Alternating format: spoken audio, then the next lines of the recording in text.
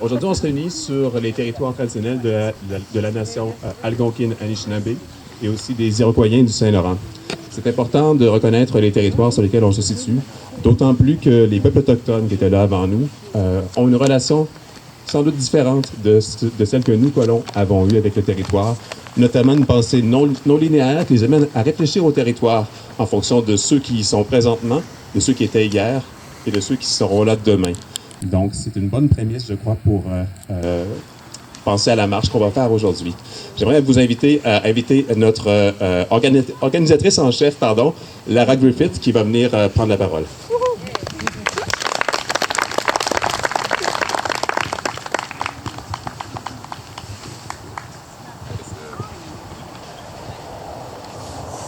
Merci à tous et à toutes d'être venus aujourd'hui, à tous nos voisins et voisines, aux résidents et résidentes et aussi aux candidats et candidates d'élections municipales. Cette si belle journée aujourd'hui, c'est le genre de journée qui nous donne envie d'être en forêt, n'est-ce pas? Ici à Manoir des Trembles, nous avons la chance d'avoir une forêt urbaine à proximité des maisons où des centaines de personnes marchent à chaque jour, où les jeunes jouent à chaque jour, où nous trouvons la joie, la beauté, du réconfort. Et nous avons besoin ces temps-ci. Comme Frédéric l'a mentionné, nous sommes sur le territoire algonquin non cédé. Et je pense que nous devrions encore tirer certaines leçons de cette histoire coloniale. Les colons, ils ont pris la terre parce qu'ils les considéraient comme l'espace vide à prendre. Ils n'ont pas vu que ça faisait partie d'un territoire plus vaste dont dépendaient les humains et les animaux qui y vivaient déjà. Et je crains que nous considérons toujours les espaces verts d'une ville à travers le même prisme, comme des espaces vides, des terrains non aménagés, où nous pouvons installer un complexe d'habitation, un complexe commercial ou un autre développement. Nous ne voyons pas toute la vie qui existe dans les forêts urbaines, comme par exemple les 160 espèces d'oiseaux qu'on a déjà identifiées dans la forêt Champlain, jusqu'au petit morceau de mousse qui est en voie de disparition sur une seule arbre que j'ai vu hier à forêt Champlain aussi. Et il y a beaucoup d'interdépendance entre eux. Et puis, les humains ont fait partie de cette interdépendance. Et bien que les choses aient beaucoup évolué depuis centaines d'années, nous n'avons pas perdu notre dépendance à l'égard des forêts. Nous avons besoin de ça pour l'air que nous respirons, pour régler la température, pour l'habitat des plantes et des animaux. Nous avons besoin aussi, c'est sûr, d'une infrastructure grise. Mais lorsque nous commençons à rendre compte de ce que nous sacrifions en coupant les quelques forêts urbaines qui nous restent, lorsque nous réalisons à quel point elles sont importantes, je pense que nous pouvons commencer à mieux définir cet équilibre et prendre de meilleures décisions. Je reste un peu perplexe devant le fait qu'en dépit de toutes les preuves et du sens économique, même le sens économique de préserver les forêts urbaines et d'autres espaces verts comme les zones humides, les citoyens doivent encore et toujours se mobiliser, se lever pour protéger les espaces verts auxquels ils s'y tiennent. Nous avons besoin d'un système un peu plus compréhensif et effectif à tous les niveaux de gouvernement, en particulier les gouvernements municipaux qui protègent nos forêts urbaines contre les menaces. Cela ne peut continuer à se faire de manière fragmentaire. Nous devons faire pencher la balance vers la préservation, à commencer à considérer les espaces verts comme déjà occupés, comme essentiels plutôt que dispensables. Et malgré les récents développements encourageants de la ville de Gatineau, nous avons encore du travail à faire. Nous avons donc hâte d'entendre très brièvement au moins une chose que nos candidats et candidates présentes proposeront dans leur programme. Et je vous remercie d'être venus et d'avoir accepté de prendre la parole parce que je suis encouragée par votre présence et votre engagement déjà sur le sujet et nous vous en sommes reconnaissants. Et surtout, je suis encouragée par tous nos résidents et résidentes qui, je le sais, ressentent la même chose que moi en lien avec nos forêts. Merci.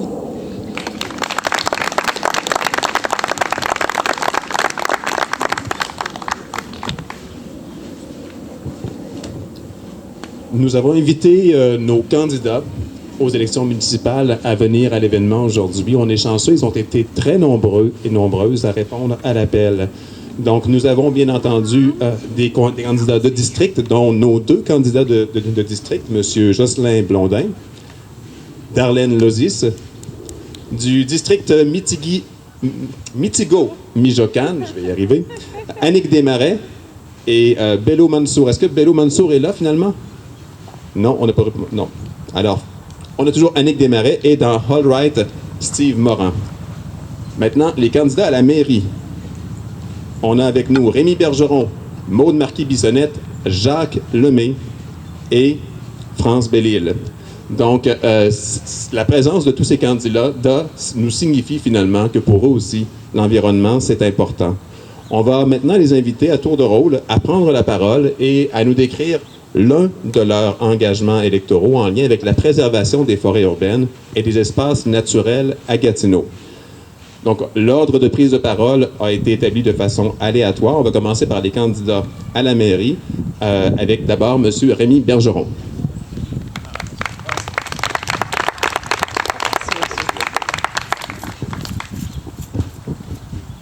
Merci, M. Frédéric. Merci aux amis de la forêt Champlain de m'avoir invité. Merci d'être tous là, parce que c'était tellement une belle journée, puis c'est fantastique de pouvoir vous parler ici en nature. Moi, je suis ingénieur, puis je suis vraiment quelqu'un qui est toujours... Je suis né au Saguenay, fait que les forêts chez nous, vous savez, c'est grandiose. Hein. Fait que ça m'a toujours intéressé, j'ai toujours vécu en forêt. Puis les protéger, c'est extrêmement important. Pour moi, c'est dans mon programme et ça passe par les communications entre le bureau de la mairie et les citoyens et les associations de quartier. Quand il y a des projets comme le terrain pour l'hôpital qui a eu lieu, puis tout ça, puis je sais que c'est pas toujours évident, mais le bureau de la mairie est toujours au courant de ce qui se passe. Donc, il faut communiquer cette information-là avec le conseiller de quartier, M. Blondin, s'assurer que la communication va venir au niveau des citoyens puis qu'on a vote pour. Donc, il faut que la communication soit des deux sens. C'est ça que je vous promets, pour protéger les forêts. Et surtout, faire en sorte pour l'herbe à poux, parce que vous savez qu'ici, il y a de l'herbe à poux. Ça, pour moi, là, c'est une de mes promesses majeures. Je vais éradiquer l'herbe à poux ici à Gatineau. Et est-ce qu'il y en a? Venez avec moi en vélo, je vais tout vous montrer s'il y en a. Il n'y en a pas ici, là, mais il y en a plein partout. Puis l'herbe à poux, c'est 10% de la population qui ont un problème avec l'herbe à poux. Les gens vont rire de ça, mais c'est ça l'environnement. L'environnement, c'est nos forêts, puis les plantes envahissantes qu'il faut contrôler. Il y a un règlement ici à la ville, puis j'ai vu de l'herbe à poux dans des bacs à fleurs, dans des parcs de la ville. Je vous jure, tomber en bas de ma chaise. Fait que ça, c'est des choses que je vais m'occuper. Et moi, je vais m'en occuper personnellement. Point. Et c'est ça mon programme. Merci.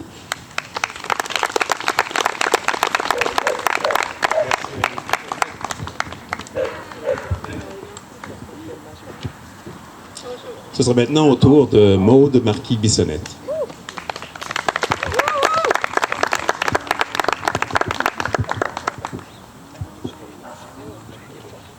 Bonjour tout le monde, merci d'être là ce matin pour la protection du boisé Champlain. Mon nom est Maude Marquis-Bissonnette, je suis effectivement candidate à la mairie avec l'équipe d'Action Gatineau. Puis on est plusieurs à être là aujourd'hui. Il y a Steve qui se présente au centre-ville, Darlene et Annick qui sont avec nous.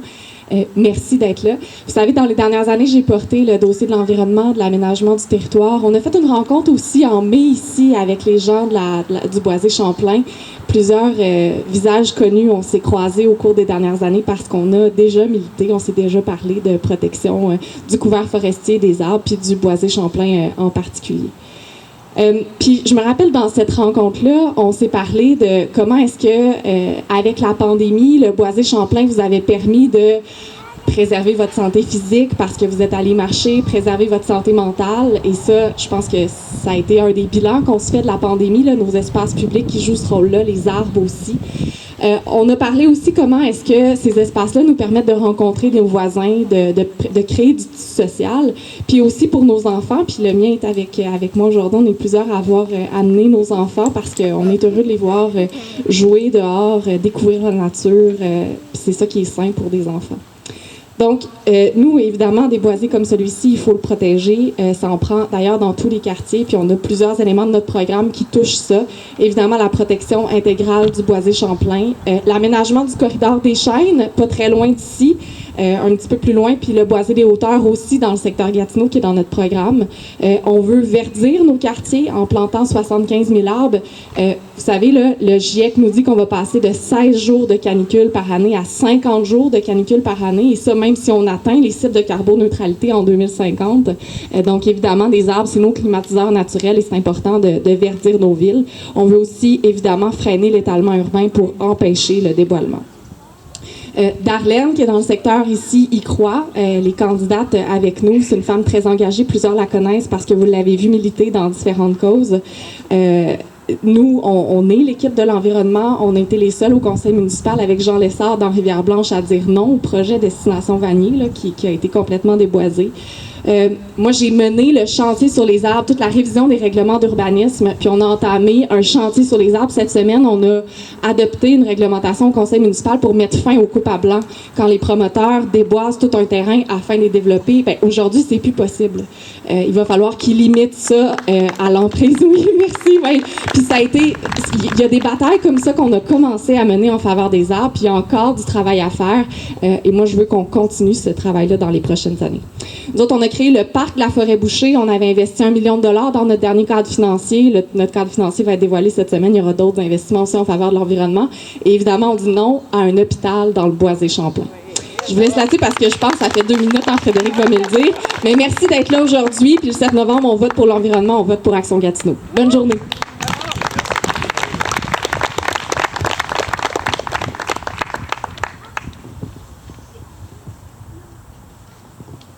C'est chouette de voir des partis qui ont des listes aussi longues que ça, qu'on a de la misère à les faire rentrer en 2 minutes. C'était prévu. 2 minutes, c'est très contraignant. Je le conçois tout à fait. Ce sera maintenant au tour de M. Jacques Lemay.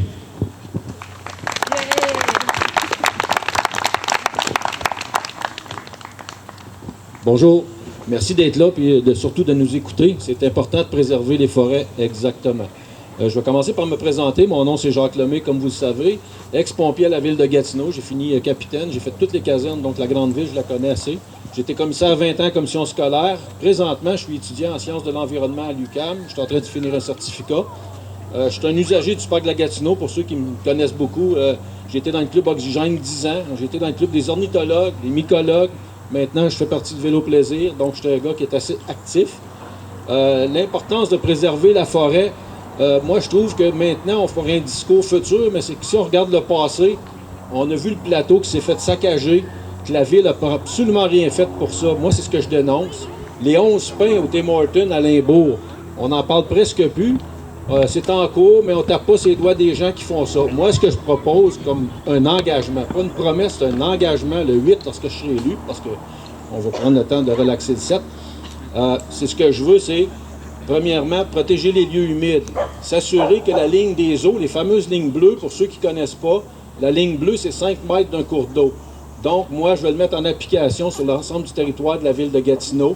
Les contrevenants à l'avenir, autant le contracteur que le propriétaire du terrain. Donc, celui qui abat les arbres puis celui qui appartient au terrain où sont abattus les arbres seront mis à l'amende. Puis on va aller jusqu'au bout dans ces dossiers-là, qu'on laisse couler, on laisse abattre des arbres, on ne dit pas un mot sans permis. C'est devenu une culture d'abattre un arbre, le voisin regarde, il dit « Ah, si lui le fait, moi je le fais ». Donc, on est en train d'implanter une culture à Gatineau, ça fait des années que c'est comme ça. Malheureusement, il faut que ça change vraiment. Donc, le 8 ou le 7, votez pour Jacques Lemay, et le 8, on change ça à partir de là. Protéger les lieux humides, garder nos forêts, on regarde le tramway où est-ce qu'on veut le passer, on va saccager encore des lieux humides, abattre des arbres. Il y a d'autres solutions que je vais proposer dans les prochaines semaines. Merci de m'avoir écouté et j'ai hâte de marcher avec vous autres dans la fameuse forêt.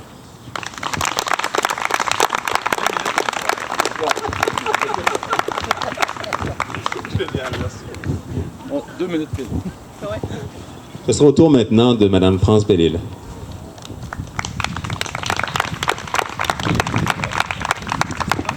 Bonjour tout le monde, bien contente d'être ici. Salutations aux autres candidats à la mairie, aux conseillers. C'est le fun de vous voir.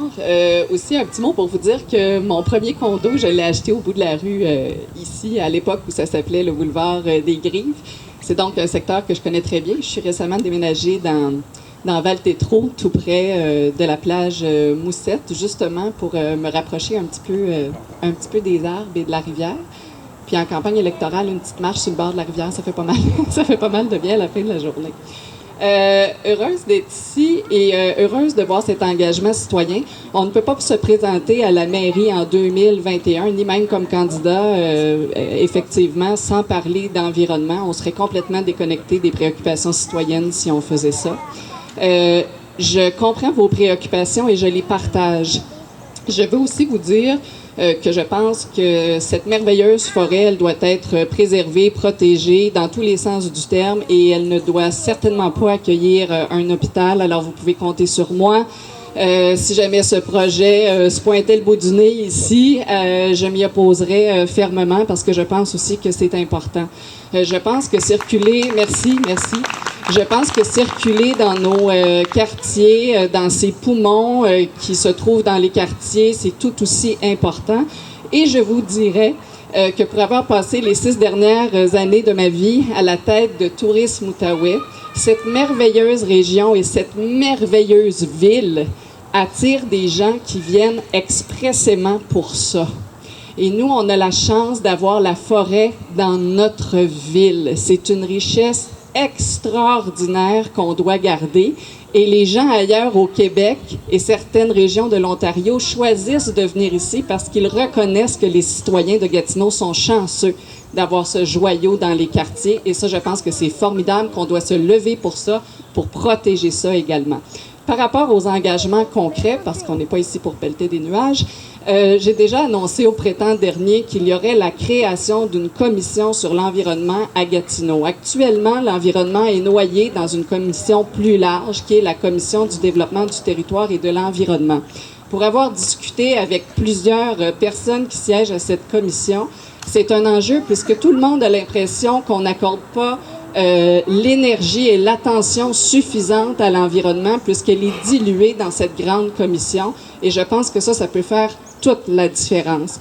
Alors, dans ce contexte-là, cette commission de l'environnement pourra certainement développer et réfléchir à comment on va préserver les forêts urbaines, parce qu'on est ici aujourd'hui, mais Mme Marquis-Bissonnette le disait, il y en a d'autres sur le territoire, et je pense que ça prend certainement une vision plus large de ce qu'on fait avec les forêts urbaines, et je pense que les citoyens comme vous qui êtes ici ce matin, qui vous engagez à préserver les espaces verts, vous devez être écoutés, vous devez être soutenus. Alors voilà, je vous souhaite bonne journée tout le monde.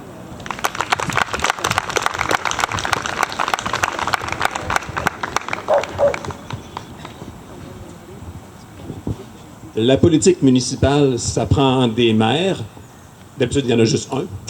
Mais ça prend surtout des candidats dans les districts. Alors nous, dans notre district de Manoir-des-Trembles-Val-Tétro, on a la chance d'avoir 2 candidats. On va commencer avec Mme Darlene Lozis.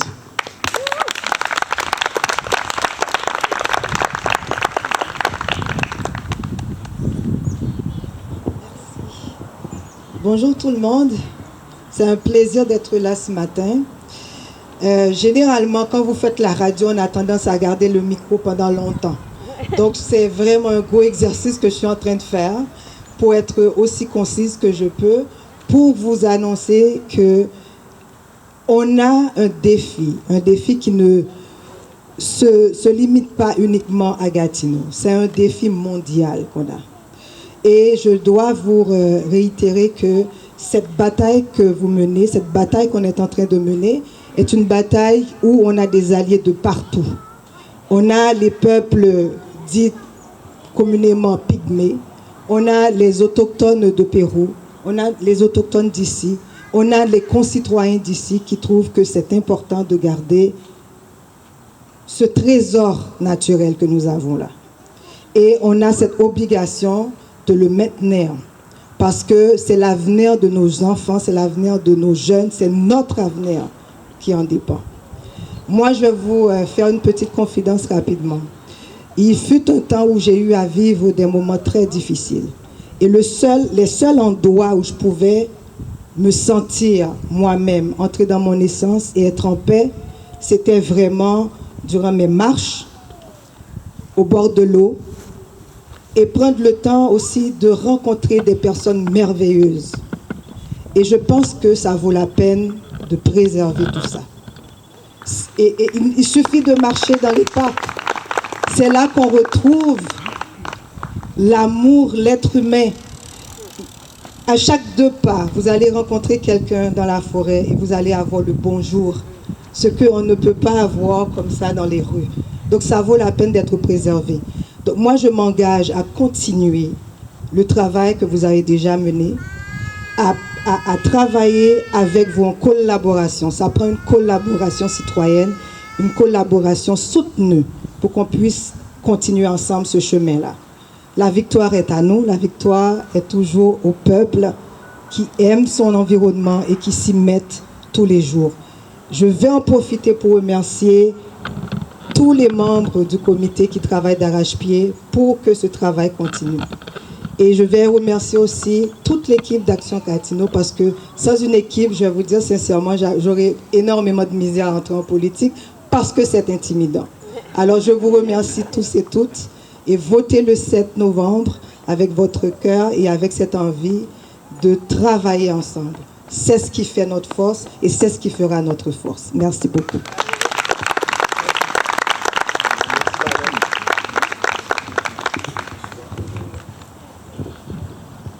Et enfin, pour terminer, notre conseiller municipal sortant qui a eu l'amabilité ce matin de nous prêter son haut-parleur et son micro. Il faut chanter. Oh, une petite chanson. Merci beaucoup. Ouais. Je sais pas si ça va être plus facile, étant donné que je parle dans mon micro. Bonjour tout le monde, ça va bien? Alors, c'est toujours un plaisir de venir vous voir, les gens dans mon quartier aussi. Bien entendu, je suis du quartier, ça fait, je dirais pas mon âge, mais je suis né dans le quartier. Je suis encore là. Écoutez, la protection, on va se baser sur le sujet d'aujourd'hui, la protection de la forêt. J'y crois beaucoup à cette forêt-là.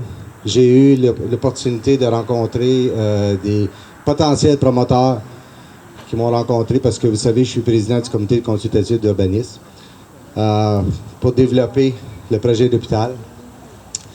Malheureusement pour eux, ils se sont aperçus que mon accueil n'était pas excellent. Moi, je leur ai dit, écoutez, on a une belle forêt à côté de mon quartier, puis moi, je vais la conserver. Puis mes citoyens aussi. Alors, vous allez devoir être très vendeur pour faire passer un projet. Puis ça tombe mal, je suis président du comité consultatif d'urbanisme. Alors, je vais le voir assez rapidement. Alors, pour moi, il n'y en a pas question. Et j'ai eu des contacts avec les gens de Québec. Puis je dois vous confirmer, je dirais, à 98%, l'hôpital ne sera pas là. Alors, ça regarde bien. Ça va même très bien. Je suis prêt à travailler avec eux pour l'installation d'un hôpital ailleurs. Ça, j'ai pas de problème avec ça. Mais premièrement, je pense qu'il va falloir qu'ils trouvent du personnel pour combler le manque qu'on a dans nos hôpitaux avant d'en construire un autre. Hein? On est d'accord avec ça? Alors, c'est un projet qui peut attendre.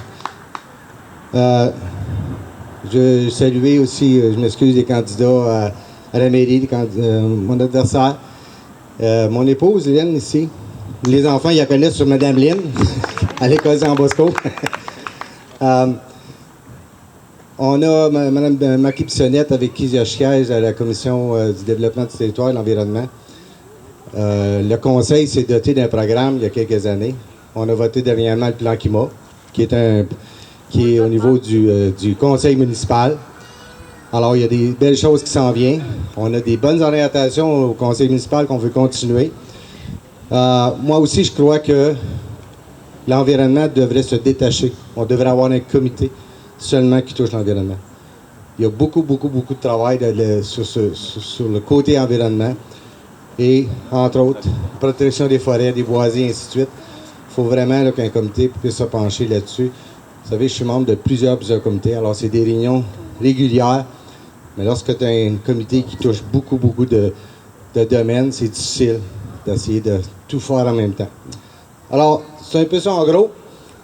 On est en campagne électorale, un peu différent cette année avec le COVID. Je me limite dans le porte-à-porte. On le sait avec le COVID, on est dans une autre vague. Habituellement, vous savez, ça fait 2 campagnes que je vous cogne à toutes vos portes. Cette année, c'est différent. Je vous invite à me suivre sur Facebook. J'ai un site Facebook, je fais des clips. Vous allez recevoir l'information. Mon programme va être là. Au côté environnement aussi, vous ne recevrez pas un gros papier gros comme ça. Il n'y en a plus. C'est fini, ça. Alors, le 7 novembre, j'espère vous voir là. Puis vous le savez, je suis toujours disponible pour vous. Si vous voulez me parler aussi de la forêt. Merci. Merci, Jocelyn. C'est la fin des discours. Alors, c'est le temps de passer à la marche. Lara, est-ce que tu veux donner quelques consignes par rapport à la marche? Bien sûr, on s'en va dans un sentier qui est assez étroit, donc on veut le faire dans le respect des règles sanitaires et aussi en permettant aux cyclistes qui seront là de circuler. Merci tout le monde. En effet, en entendant vos paroles, ça me donne vraiment un grand joie, beaucoup d'espoir. Alors, merci d'être venu. Pour la marche, on va commencer juste de l'autre côté de Louise Campagna, et puis on va monter le sentier pionnier. Il y a 2 options. Il y a une option de 3 km qui se fait aussi sur le retour de sentier dans la forêt. Il y a une option de 2 km qui est toute asphaltée. Alors, parce qu'on monte sur une piste cyclable, puis il y a des vélos qui vont très, très vite, je vous demande de juste rester un peu de vous assurer que vous restez sur le côté droit pour laisser passer les autres gens. Et avec les règles sanitaires, de laisser un espace de 2 mètres entre vous aussi en marchant. Pour le marche de 3 km, ça va commencer avec ma fille Ayla, qui est là-bas. Ayla, tu vas montrer le chemin? Oui? Elle a dit super. Et puis mon mari aussi, Neil, qui est là, il va vous montrer le chemin pour le 3 km. Pour le 2 km, c'est André qui est... Voilà. Alors André va mener la marche de 2 km, mais on commence tous juste de l'autre côté, on commence tous ensemble. Et puis je pense que c'est tout. Si vous avez apporté votre pique-nique ou si ça vous dit de parler un peu entre vous en revenant, on se retrouve tous ici encore au parc après la marche. Et merci beaucoup à tout le monde et profitez-en d'être dans la forêt aujourd'hui dans une très belle journée. Merci.